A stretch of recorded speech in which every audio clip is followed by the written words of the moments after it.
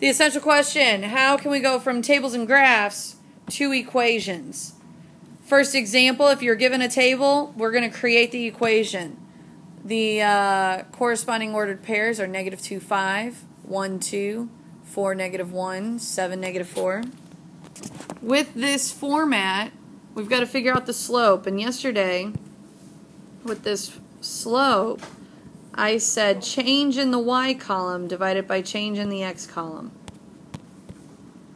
In the table, you had to figure out, okay, how do you go from one y to the next, and using the same sort of reflective pattern, what about this jump? So to jump from 5 to 2, we subtract 3. To jump from -2 to 1, we add 3.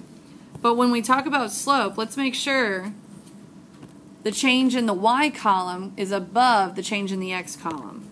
So technically, our slope, -3/3, we're looking at a -1 here for our slope. Next, y-intercept. The y-intercept is typically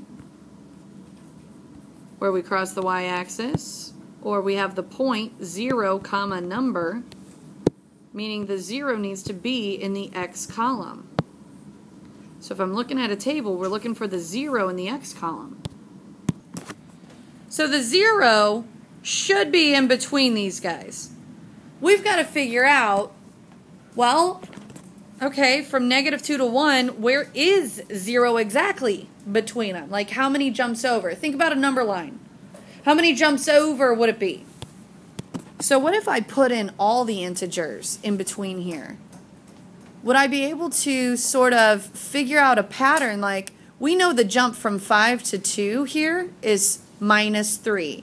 So is there any way I could sort of divide that -3 into those spots to where it's an equal amount every time? So what if we had 5 minus 1 and then -1 minus 1? It still fits the pattern of, hey, wait a second, jumping from 5 to 2 still fit that, the subtraction of 3 from before. We're going to have to sort of do some dividing and some process of what would be the y-intercept if we had a 0 in its right place. So, y-intercept, there's my 0. The y-intercept is 3. So, let's record that. Y-intercept is 3. Ergo, my equation, y equals -1x plus 3. We're going to do this again to try to make sense of that placement in the table. So, given another table, we're going to create the equation. So, given a table, we're creating the equation.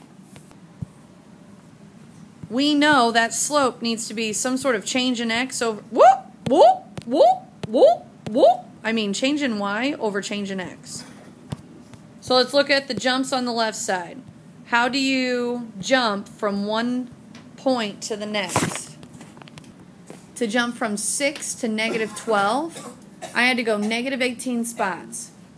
To jump from -1 on a number line to 2, I had to add 3. So slope, change in the y column over change in the x column.